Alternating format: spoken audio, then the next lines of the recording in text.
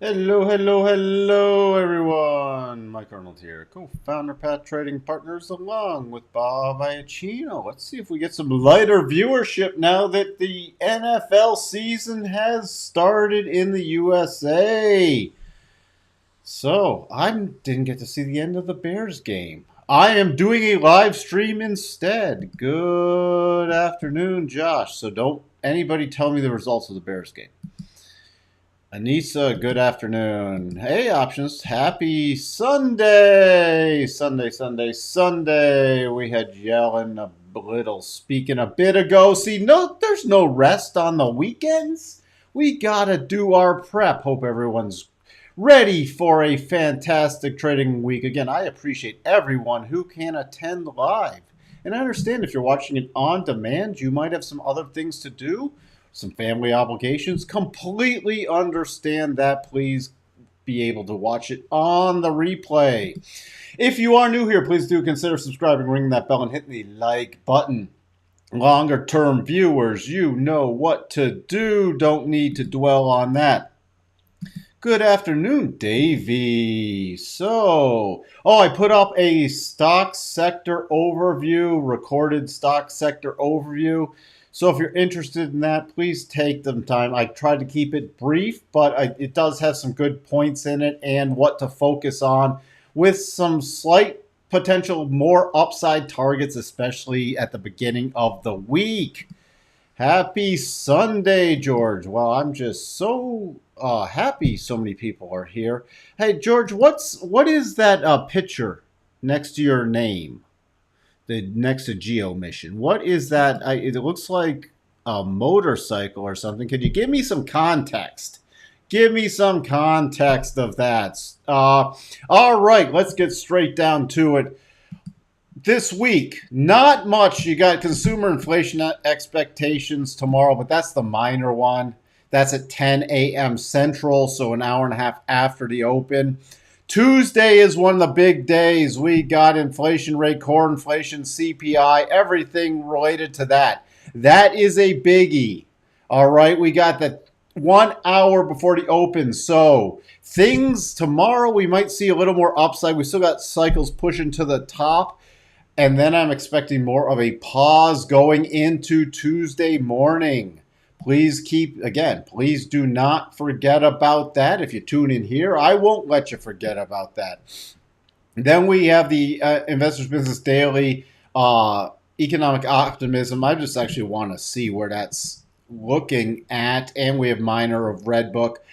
On Wednesday, on Wednesday, the more minor one is the producer price index, but that will still be interesting. It's not as major as the CPI. On Tuesday, we got the mortgage stuff. The housing market's just really slowing down. We got our EIA numbers back to Wednesday.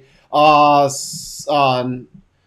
Thursday, we have retail sales. That is important. So Thursday is, we got some important economic data coming up. Retail sales continuing and initial jobless claims. Remember, previous for continuous jobless claims was past our 1456K, which technically means we're going to dip into a recession, among many other things like the inverted yield curve and blah, blah. Even though people argue we're going to have a Yellen this afternoon or about now, depending on what time zone you're in, was say we're soft landing. Forget that. Forget that. We also have Philadelphia Fed manufacturing. Going to see if that tips into contraction. And again, retail sales is a big thing on Thursday. Fed Philly, though, we'll keep an eye on prices paid and new orders, especially, and employment. Then we have industrial production, business inventories, and then Friday, preliminary consumer sentiment. Still, we're getting back out of summer, so I really want to see. Remember, I said the last time for August we should see a bounce with gas prices declining and, just a summer.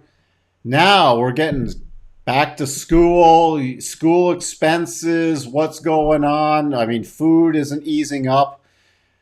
Fuel's pretty much leveled out, so we're going to see how that comes on Friday. That's where we sit. So That's the next week. What else? Let me see here. Oh, hello, Amit.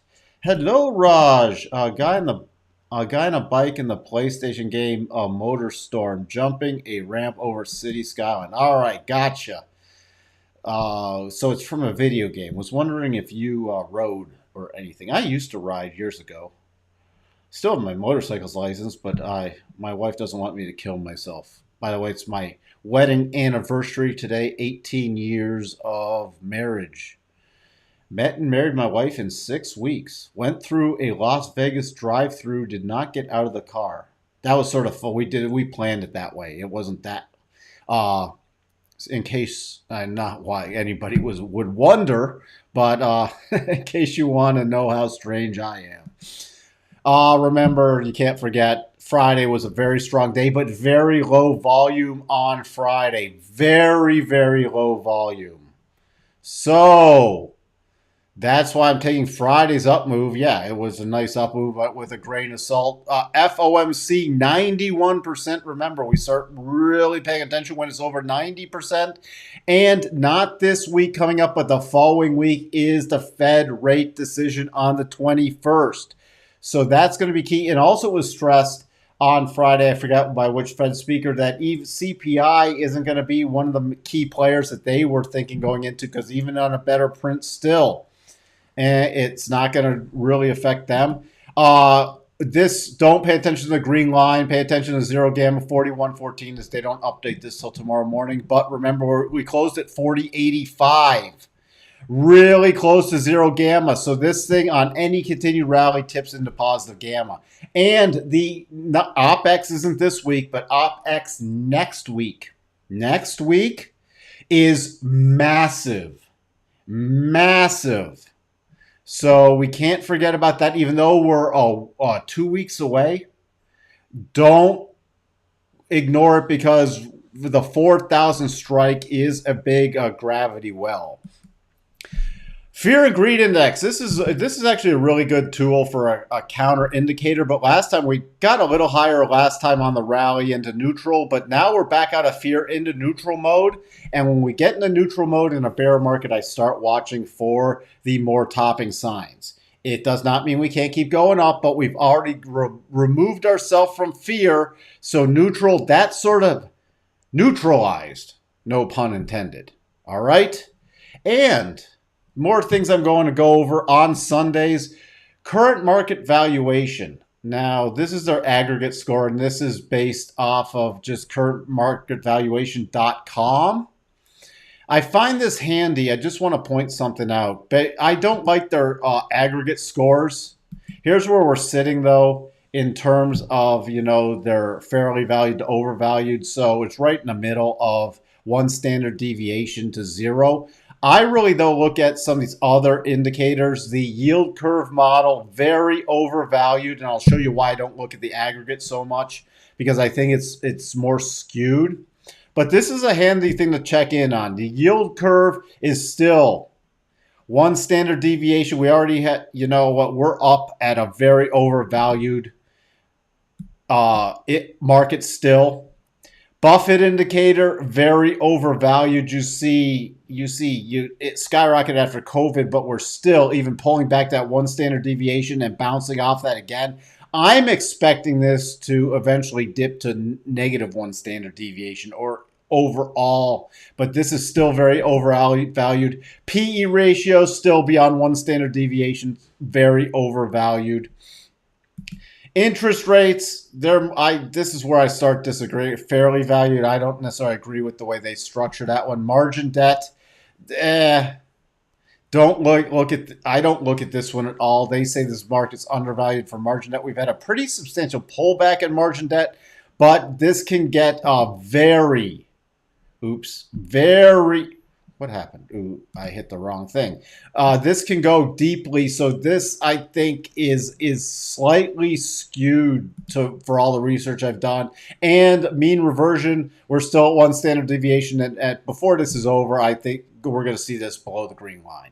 So overall, why am I going through that? Because if you start looking at things, we're nowhere near even a fair valuation yet. even on these rallies just make it more skewed. And by a PE ratio, and I retweeted some stuff this weekend, we're still roughly, we should easily at least drop to 3,000. Easily, if not 2,900. And that's with still a PE ratio of about 15. I'm expecting if we really go into a decent bear market, we could even get that down to about 12 to 13, which could even be progressively lower. Why do I bring that all up on a Sunday? We're not going to cover this all the time, but on a weekly basis is helpful because even with these rallies, even with these low volume rallies, they're actually just giving the Fed more ammo to continue to raise aggressively. We're nowhere near, and people who say, well, the PEs have pulled back, we're at fair valuations or it should go back into long-term bull mode. No. Now, we can still get your rip your face off rallies, especially on the low, pathetic volume. And remember, on these rallies, to always look in at your meme stocks and the crap no earnings stocks, no PE ratio stocks, I should say. The more you see those rally and the more you see those ramped up, it's the short squeeze and just the undervalued momentum crap that it's still getting juiced. It does not mean you have a lot of long-term stable buying. This week for earnings, then I'll get back to comments. Tomorrow morning, not much. After the close, though, tomorrow, Oracle. Do not ignore that. Big tech. Tuesday, Wednesday, or Tuesday, Wednesday, not much. Thursday, though, Adobe after the close. So we're at the tail end of earnings season, but we do have Oracle and Adobe, so that, I guess some people still follow a light path and stuff. There's some minor things in here, but nothing major market moving. All right, let me get back to some comments. Where do we sit? It dawned on me why the market has been rising every day. Pivotal wins in Ukraine. Yeah, but that's... it can be a contribution, but people aren't buying crap meme stocks and short squeeze because of Ukraine stuff. We were also in cycle bottoms. We were oversold. And when this market, remember when we get this last major run up in August, we had the meme stocks leading. You had a lot of short squeezes leading. These last few days were one of the largest short squeezes since 2019. Also, do keep that in mind. And it was incredibly low volume. You can see here, there's the volume. Look at this volume, especially on Friday. Up 2% on this kind of volume. That is atrocious volume. Atrocious. My big word of the day. Thank you, Raj. Thank you, Martinez. Again, welcome. Hope you consider being a subscriber to this channel if you're not already. It seemed weird that Zelensky rang the bell the same day and saying what he said, the end of the war could be near and the market will go through the roof. I don't think Putin's going to give up that easily. And if the war was ended, you would see another substantial relief rally or this rally continue. I think before Putin gives up, we will see a lot more damage done. Thank you, Amit. George, do you have a way to overlay the Fed balance sheet with an S&P chart? There is a correlation on a longer term basis. I'll have to figure out how to do that or a site that does that. Historically, SPX PE 15, that's historically a mean or an average. I should say an average. It's more of an average, not the mean. But so a return to 15 would just be a return to average. We're still way above average. I think we're averaging 19 still.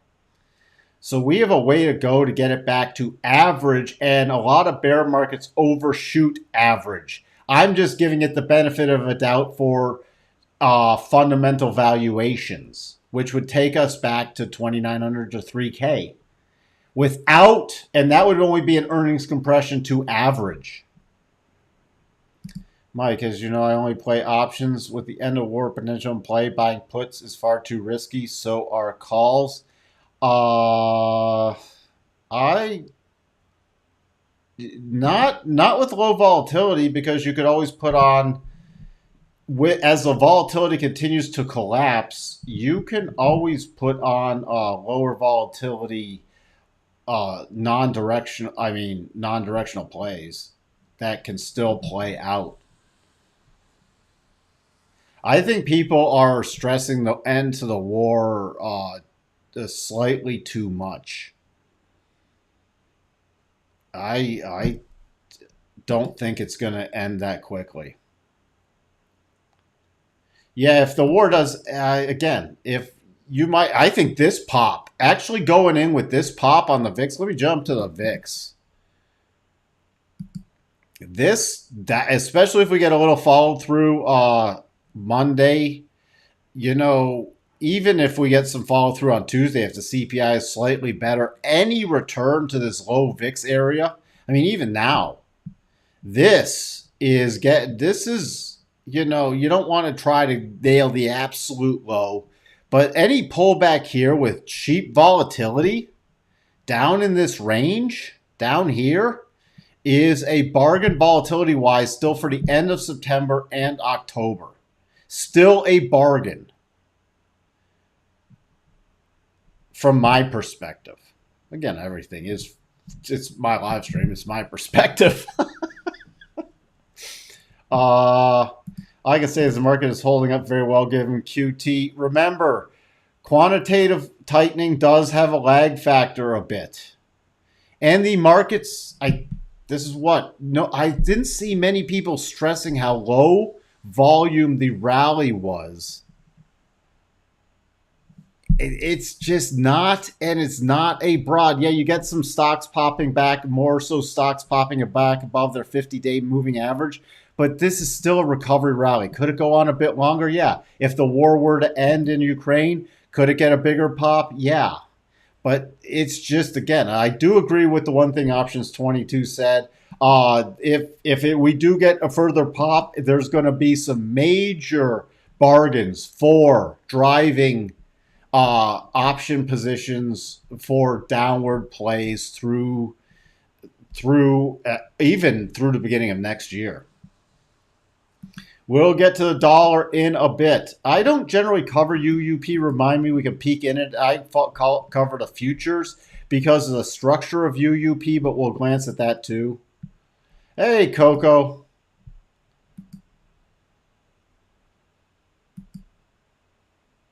Oh, thank you. Thank you for the anniversary wishes, Options 22. I welcome uh, Tom. At a mean of 15p SPX at 3K, that means EPS for SPX would be 200. Very possible with earnings revision. Yeah, and I'm expecting the earnings to actually come in around 191.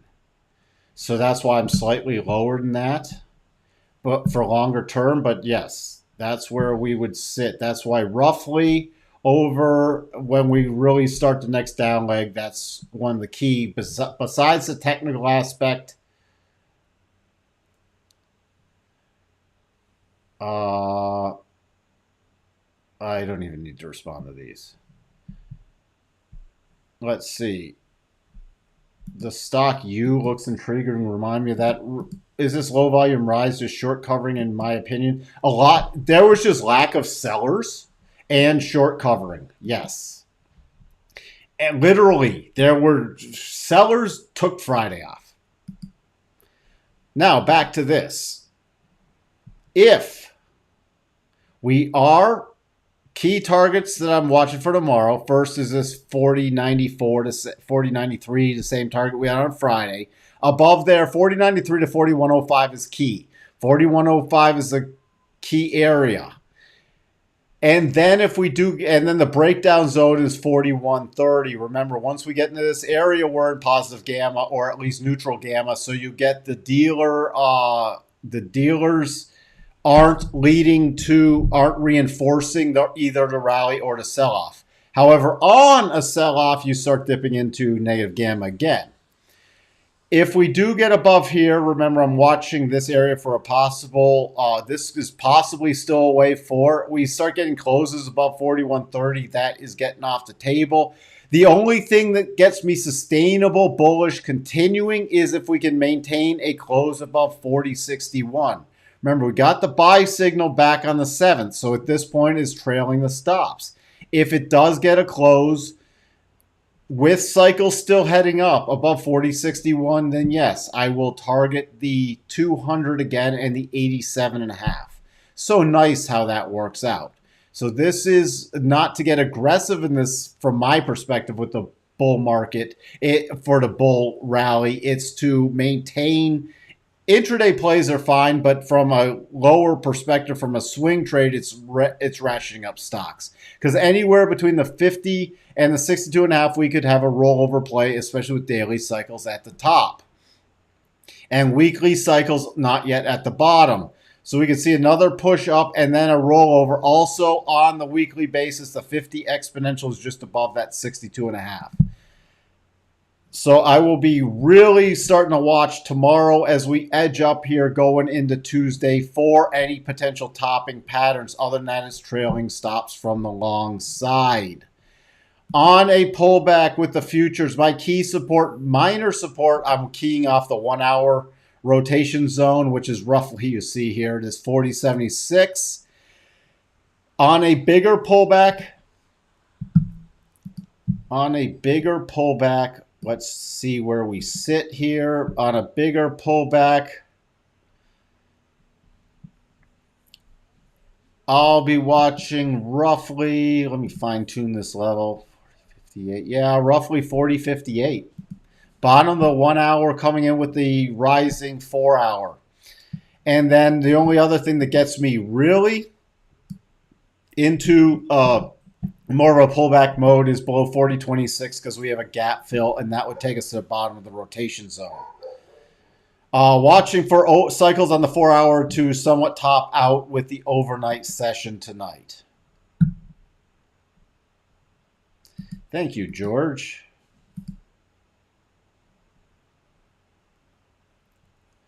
Oh, options going to Tim. Stocks only go down. The counterbalance. I'd actually love to see that. Then we get stocks only go up, stocks only go down.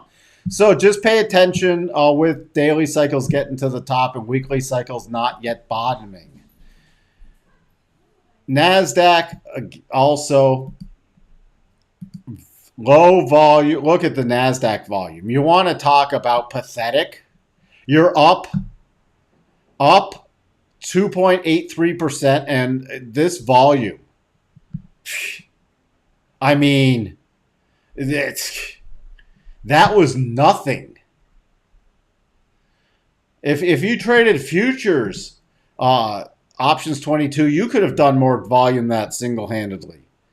So, closing above a key level, the next area I'm watching for minor will be 12,745 to 12,750. Then I'm at 12,800 to 12,831, which will be return to the breakdown zone. Cycles not yet at the top, not yet overbought.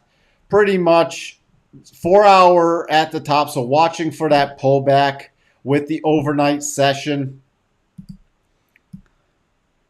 The first level support is about 12,336. Next key area, if we do get below that, you have a little clear path move from Friday's insanity back to 12,538. 12,538 would reconnect us with the 4 hour rotation zone. Can't get overly bearish until we start breaking down with the gap fill play, at least without a topping pattern. Dow, next target. The Dow is really lagging this. Dow, my next target, sitting against that 50-day. Next target, if we do continue higher, is 32,500. Then we'd be looking at about the next major one is 32.9. Support coming in on the Dow, the very minor support. is coming in right about 32,210. More significant is about 32,100. I'll just leave that line there. Can't really. Then we're about to 32,000. Can't get bearish without the gap play on there. I'm going to blaze through that real quick because I'd be more focused on, sorry about the dog barking, on the S&P and the NASDAQ overnight. Russell, my next target is 1900 through 1885. Pullback level coming in about 1870. Then still I'm using the other levels, 1851. The DAX, come on. Then I'll get to the dollar and other things. The DAX, starting to really keep an eye on this. Did not get a close above the rotation zone at a very significant level, 13,080 to 13,100. So going to start more aggressively watching for the rollover move in the DAX. If it does push higher, major resistance 13,170. I'm watching for it, though, to break back below to confirm a topping area about 13,000 in the DAX. Notes. This was pretty bearish price action. 2 days in a row rejected from the rotation zone, closing near the lows. Very bearish bar on Friday at cycles tops. So I'm watching for a break below 115.13. And then we should be targeting 115.07. And then I'm watching between 115.07 and 114.07 for a bottoming pattern. But my next intermediate target is 114.09. If you want the shorter term, I'd just be using your shorter term harmonics over there. But I'm watching forward to see how it reacts in this for a major bottoming pattern with dailies rolling over and weeklies not yet turning up. So once we get, this will be interesting. Once we get daily cycles back to the bottom with weekly cycles back to the bottom, if we do get a bottoming formation here, I'm really getting interested in the notes play. Dollar index, and I'll glance at UUP. So far, holding the daily rotation zone. Yes, this would be a potential head and shoulders. It's still too early, so I'm watching on this follow-through bounce. We're getting the daily cycle bottom. We do not have a strong topping pattern. Weekly cycle top, daily cycle bottom. So this will be very interesting in the dollar play. Because we could come up, form a right-hand shoulder on a head and shoulder top. So I'm paying attention to 109.57 to 109.87 for a potential shoulder top if it can get that high. That's what I'm paying attention for. I'm not getting overly bearish yet on the dollar. If it does continue a bit lower, there's still major support at 107, and then we could see another bounce play. So right now, I'm more in neutral mode on the dollar unless we can start really getting above this 109.87. If we start getting above that, especially with the daily close, then I'll shift back to short-term bullish mode. Let's glance at UUP for the people who don't play the futures but want to play the Invesco US dollar fund. What I would watch for on this is going to be sloppier than the futures, but you'd have a left shoulder ahead. The right shoulder is not even about being formed yet, but what I'd be watching for on UUP is 29.40 to 29.46, and you see you clearly have the gap there. Intermediate going in tomorrow, I'd use 29.28 to 29.34 for tomorrow. But I'd be keying off the futures. We should get a bounce in this area. Even if we press lower, then I just update these harmonics lower and then watch for the bounce with UUP.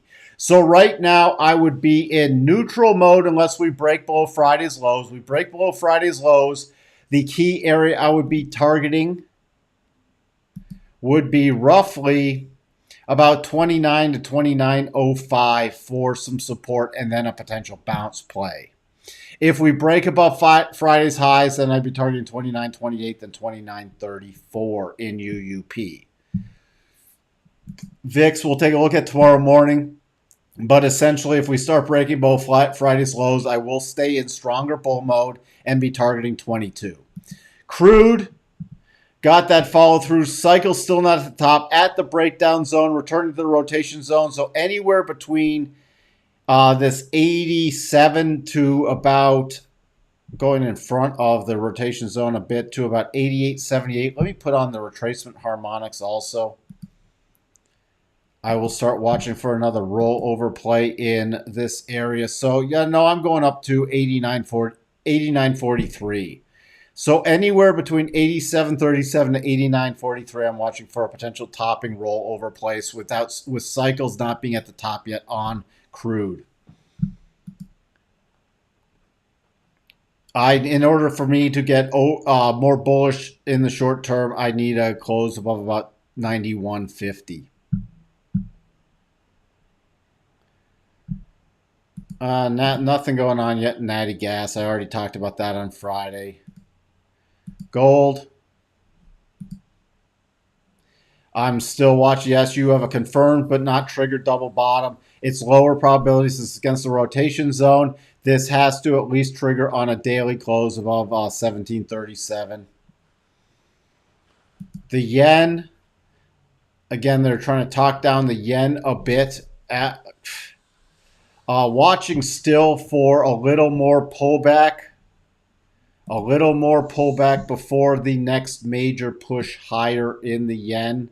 Let me take these off. I don't think we're fully done yet, but they're trying to talk it down a bit. Come on, mouse.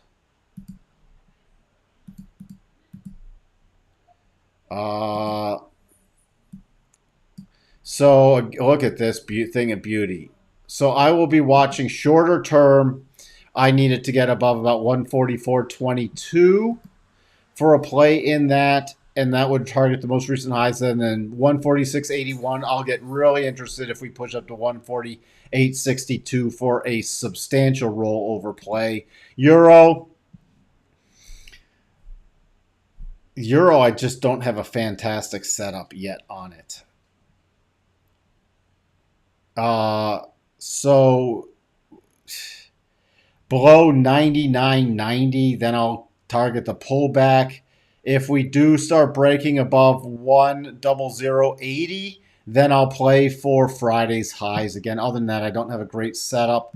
Bitcoin, we're getting that relief rally off the 87.5 harmonics. We'll be watching anywhere between this 21,870 to 22,706 for a rollover play, unless we get the close above 22,706. Tesla finished that double. If it continues, cycles are at the top, but not yet rolling over. It's against pretty substantial resistance. But if we do get the push above 302, we'll be targeting the return to about 310. Other than that, the only bearish thing is to the gap fill play, since the double top got stopped out, but the double bottom did work. So not a lot of bearish setups just yet.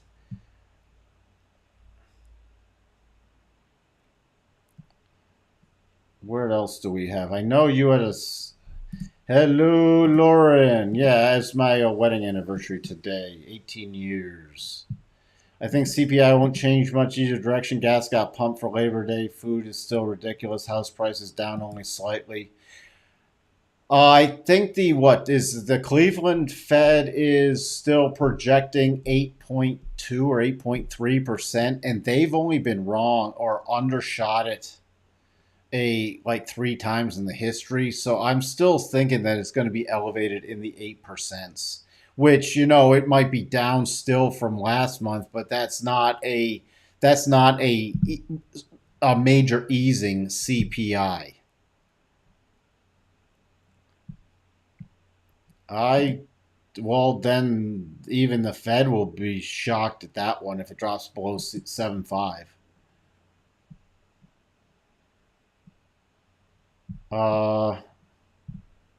Where did you had a stock in here? Where was it? I wish there was an easy way to filter the comments. Sterling, I thought you had a stock listed in here that you wanted to look at. Oh, you. There it is.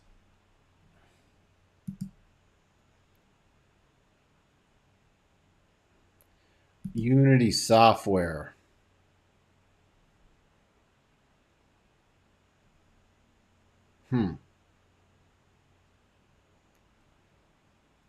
It's got a little more potential upside. Had aggressive buy on Friday. I don't know if I could get proper reward to risk though, because 42.57 to the upside. There's no double. It was just a sloppy horizontal breakout. I don't know.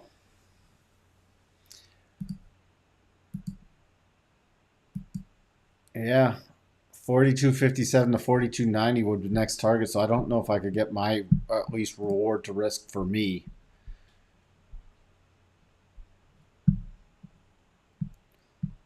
What else do we have?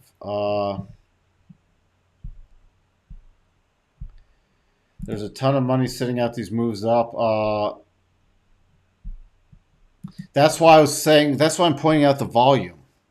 Because, and also you don't have, when you have meme stocks and no PE ratio stocks leading the recovery rally, it's not like we're getting a broad-based, I'm going to start accumulating a lot of quality stocks yet.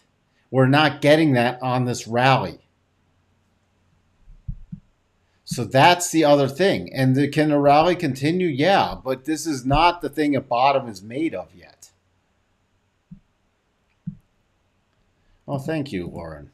Stock, yeah. What are you seeing, Sterling? I mean, we use aggressive counter trend buy, but it's really tight to the upside. This would be more something I'd be watching for the next rollover play. I'd have to do some other analysis. See, it's again, you got it. I just can't get bullish on these stocks yet. I mean, yeah, they beat earnings, but it's no P to E. This is another crap rally stock. Big. This is exactly what I'm talking about. Look at what it did on Friday. I mean, yeah, this had the volume, but look at the volume of the broad market. But this had the volume, and it's another no PE stock. I'd be watching this for a rollover play personally.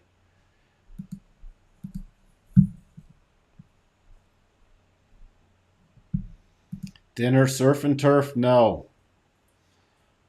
We're not cooking tonight. It's raining here. I'd normally grill, but it's absolutely downpour here. I'm doing a Lou Malnati's pizza. So, yeah, Lauren, 310 is my next target on Tesla. I mean, yeah, 310. Yeah, I already went over ES. I started off with that. It's at the beginning of the live stream, about 6 or 7 minutes into it. So watch that replay. All recent dips are getting bought with volume, maybe a takeover target. It's nothing that I'd be playing personally. I'd be watching for the rollover play. A lot of these stocks that are, it's more of a low. It's more of a crappy. I'd have to do a little more research from a fundamental perspective on this. I don't think it's a takeover play in this environment. You still have negative earnings, revenue missed. It's still being traded as a go-go stock on dips. This is just a go-go stock play. Remember here, look at your run up from into that on a rally into you had that. Remember from our last rally remember this rally, the big rally in before this last little rollover and the head and shoulders top. If you take a look at you, what did you do? Another big rally. So this still goes in go-go mode for me. And actually, this rally's been weaker than the rally in July. I'd be watching for this for a short. Nothing I'd be really aggressively playing from the long side.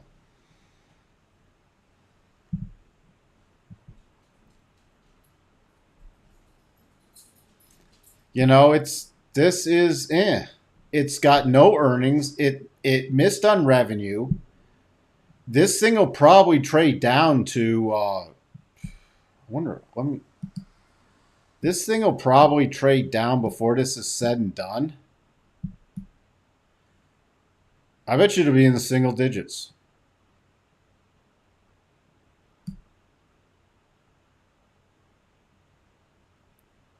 It actually looks like this, just glancing at it. I have to do some more thorough analysis, but we could be in a corrective wave before the next final push lower in Unity.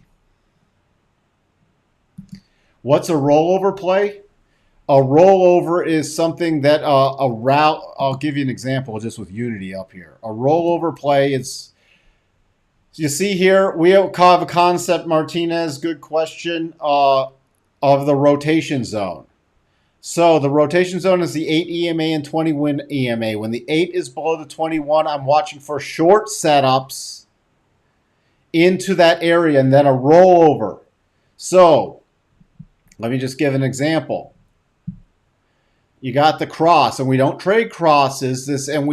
We don't just trade. It helps us keep us on the right area. And this is in a bull market. We watch for dip plays. When I talk about dip plays or continuation plays, that would be a dip into the rotation zone. And I'll give you another example of that in a second. A rollover play would be a rollover into the rotation zone. So you see here, rally into the rotation zone, rollover play.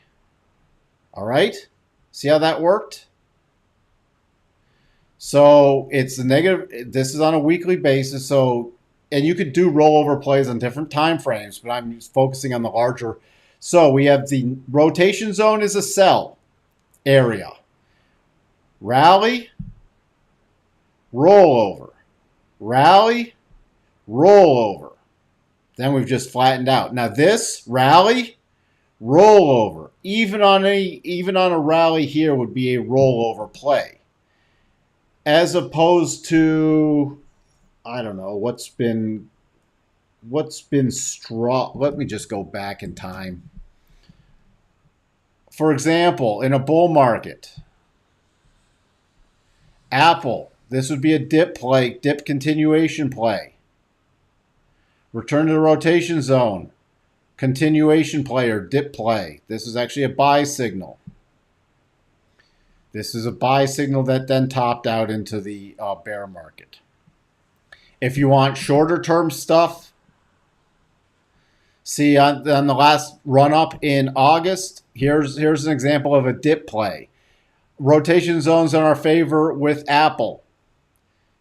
Into the rotation zone, rotation play. Into the rotation zone, rotation play. Then we have what's called 8 pushing price. When you see a sideways movement, then the 8 catching up. That's a continuation play, but that's not a dip play. So that's the kind of stuff that you're watching for. By the way, I covered SMH. Semiconductors, I covered this in weekly overview. If there is any more upside, it's very limited in semiconductors. So don't get married to semiconductor positions if you're playing them from the long side. I know there's some semi players in here, especially NVIDIA. Watch 146.20.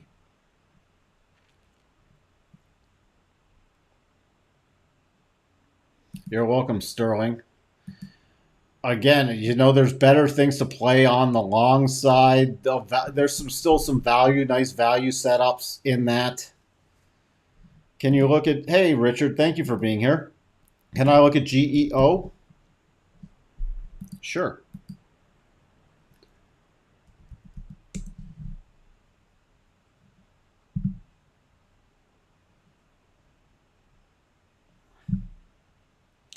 Geo Group. Geo Group, nice little breakout.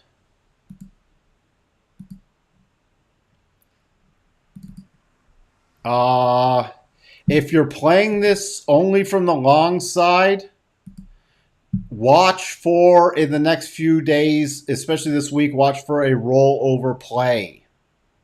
Okay? What would start confirming that for me? This is a significant level right here. It just happens to be $8. That's not why I chose that level. All right? This is a significant level. So if you're trading this for a long play, if you get a daily close below $8, I'd watch for a pullback, especially back down to the breakout zone, 734. You have weekly cycles at the top. By the way, also a close below Friday's low, which would also close below $8. What was Friday's low? $8. And from a separate metric, it would be a sell signal, which is not a short signal. There's a difference between a sell signal and a go short signal.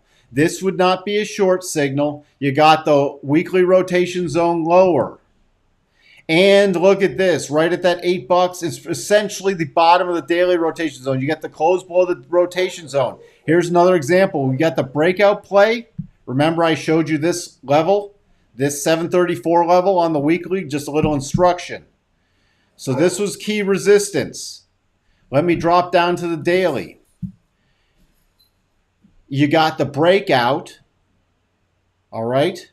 Got a little topping pattern here. Pull back to the daily rotation zone. Daily rotation zone's in your favor. And a retest of resistance becoming support with a decent bottoming candle. And I don't cover this all the time, but you want to just, if you want to do single candle harmonics, which do test out, that is... You see here, close. Let me see if I can really zoom in. This is just doing single candle harmonics, which I have tested. Closing in the top 25% of a daily candle range is a bullish candle after coming into the daily rotation zone. So this was a bullish candle. Aggressive play is you go long the close. The conservative play is you go long or the next day's open.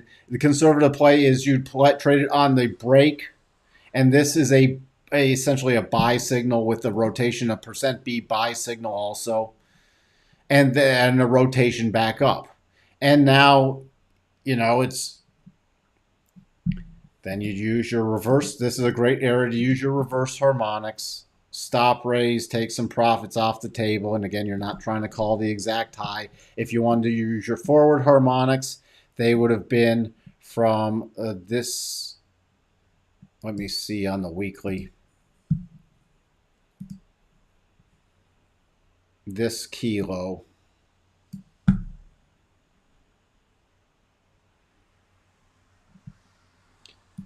So, as long as this holds, you're still in bullish mode with daily cycles to the top. This is a major topping area. Okay? So I'd at least be moving up an aggressive stop from the long side. Because if you get that close below 8, I'd be watching for a pullback into the weekly rotation zone, and that would take your weekly cycles back down. And as long as you stay above 734 on a weekly closing basis, I'd be looking for potential re-entries down there. It is not massively overvalued. So this thing can be traded as a fair value with technical bullish positions. Longer term, since it's fairly valued, longer term, if you were trying to play this for the longer term, I'd be watching for my next significant target area. And even if you don't trade this, learn to do the analysis. I don't care if you don't trade Geo Group. I'm trying to walk through this for structured analysis. My next target area, and this is where I'll use the longer term harmonics. The longer term harmonics I'd be looking at would be roughly about 970 to 989. 968, 970, top here, top here. I'd be watching for a top area then, and then beyond that, I would target the 200. So this is an area I'd definitely look to take some profits off and raise a stop, possibly re-add on a pullback play, and then eventually target. And that we're talking weeks out, not this week. But that's how I like to structure plays using all these tools. And just base it with also acknowledging that, hey, we're at an area that's very toppy. See, last time it was weekly tops, you got more of a sideways pullback, but it held key support. So you got that pullback move.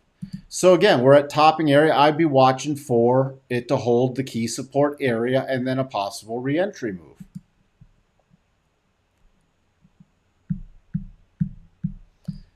That's how I like to dissect a stock chart.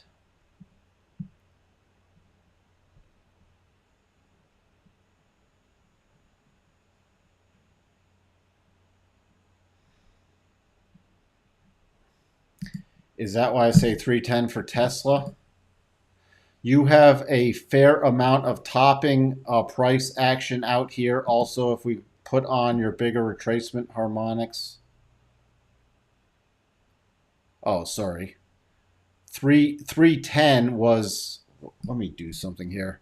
My next area for is right around 310, I should actually say 313 on my short term. We get above this.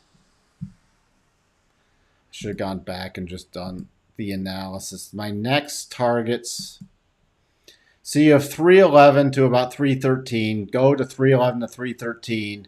Above that, you get a close above that. 337 is the next target. You get a close above 337, then I will target your upper 300s. But until you get a close above 337, 311 to 313, I misspoke in that 310. Sorry about that. Then 337.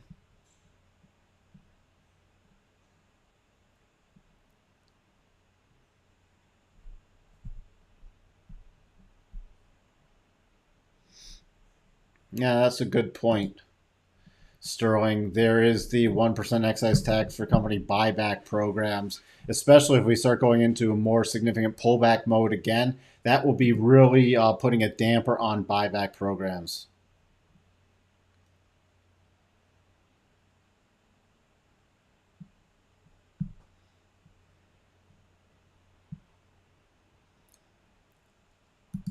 All right, you want spiders and Qs, then I'm going to wrap this up.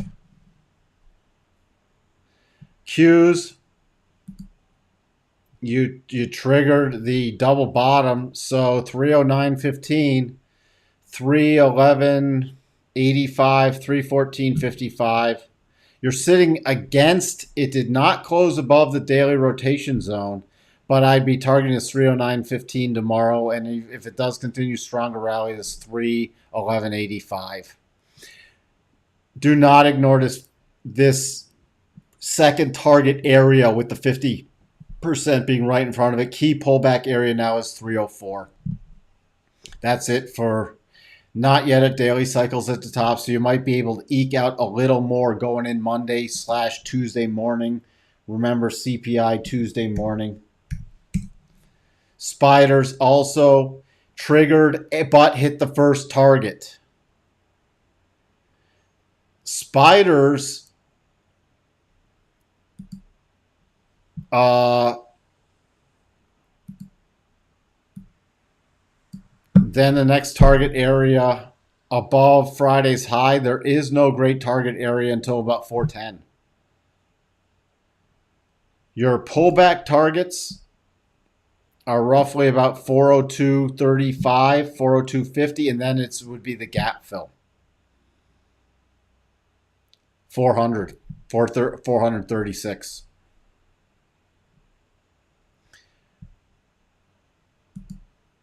So that's where it sits, and it's against a key trend line, but I'd be really watching where this closes.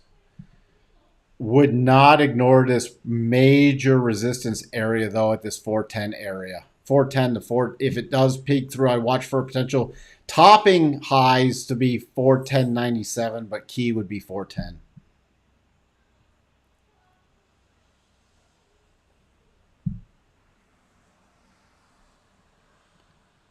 Mike, back in August, you showed a purple moving average line to mark the rally turn bullish. Can you put it up again? The purple moving average? You mean my long-term thing?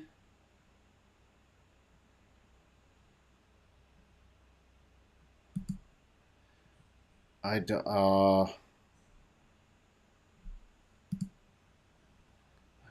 shoot.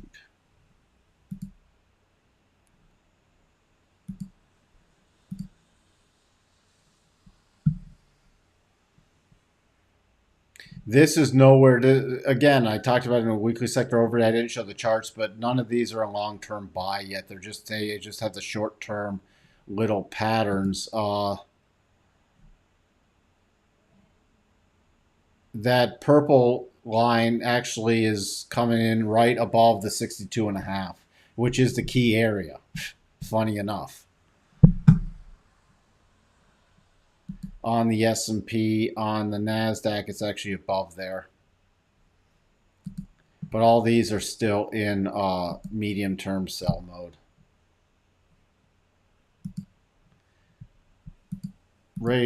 Ray Dalio predicts a horrible economic crisis where everything will collapse. All right. I could see it happening. I'm not predicting that.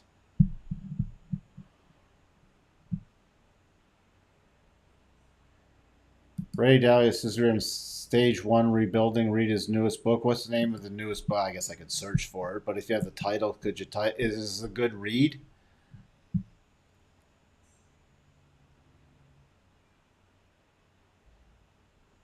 I'm just wondering if it's a good read. Yeah, there you go, George.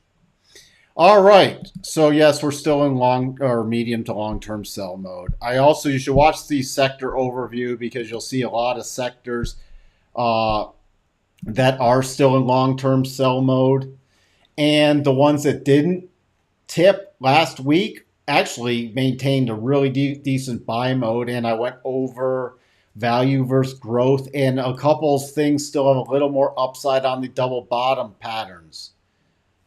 So that's where, all right, it's great. I'll check it out. Thank you. Maybe I can listen to it on audio book. I read so much on a regular basis, like a daily basis, my head starts spinning.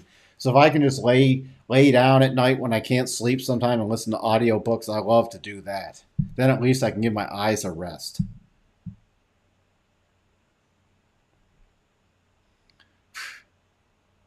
Go enjoy the fruit. Oh boy, Sterling.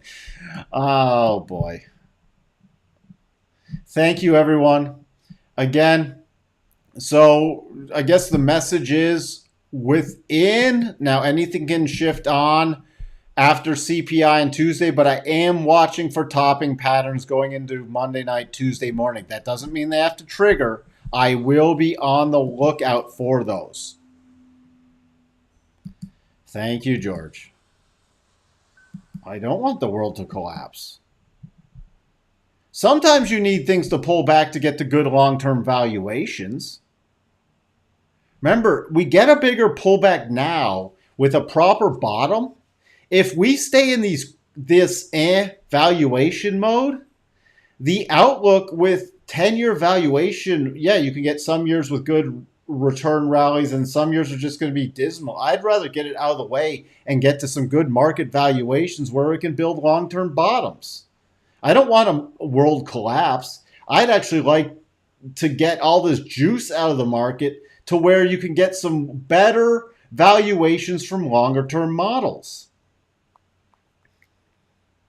Because if you statistically look at the long-term valuation models, you don't have a high rate of yearly return from this kind of environment. So do I want everything to collapse? Not at all. Would I like some continued pullback to where we get some long-term great valuations? Yes, because it makes investing a hell of a lot easier.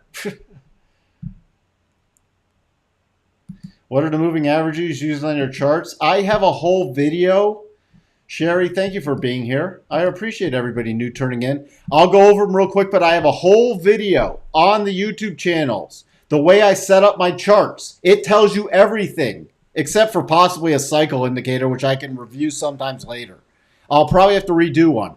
The red line, nothing's hidden here on these. The red line is a simple moving average. It's a simple 200. That's the one that tested out a best, not the exponential. The blue is a 21 exponential. The yellow/orange is a 8-period exponential, if it comes up. There you go. The green is a 50-period exponential. The only simple is the red 200. The green is used for support resistance only. The blue and orange are used for rotation zone concepts. The red is support resistance area. At the bottom, I have a 5-period RSI. I have a Bollinger Band %B indicator, and I have a stochastic RSI. The settings on that are at 833s. Everything else I use are harmonics, which are 12.5% intervals. Yes, Tesla PE still is high.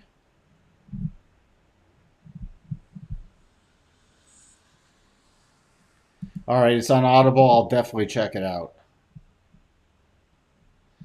With that, I'm going to wrap it up. Thank you, Amit. Tesla PE is still way too high. It's the only bearish thing. And Tesla's really hard to short because it's still a go-go stock. Tesla will have a big collapse at some point. That'll be tough to short because I think it'll happen like so rapidly. It'll be interesting. Nas Industry, thank you for being here. Again, hopefully everybody has a fantastic rest of your day. I'm wrapping this up for now. We've gone over an hour. I'll be back tomorrow morning to start off the week, and we'll fine-tune our Monday morning levels and watch for some continued follow-through. Yes, 833 for the stochastic RSI. If you haven't seen it, Ray Dalio did a well-produced, great content video everyone should watch. Principles for dealing with the changing world order. All right, I'm going to look that up. Thank you. I have not seen it, strategy. What's the Bollinger Band setting? That's one thing I have not given out yet because I'm putting that up for sale to support the channel. But that will be fully disclosed. I'm actually going to use that to help support the channel.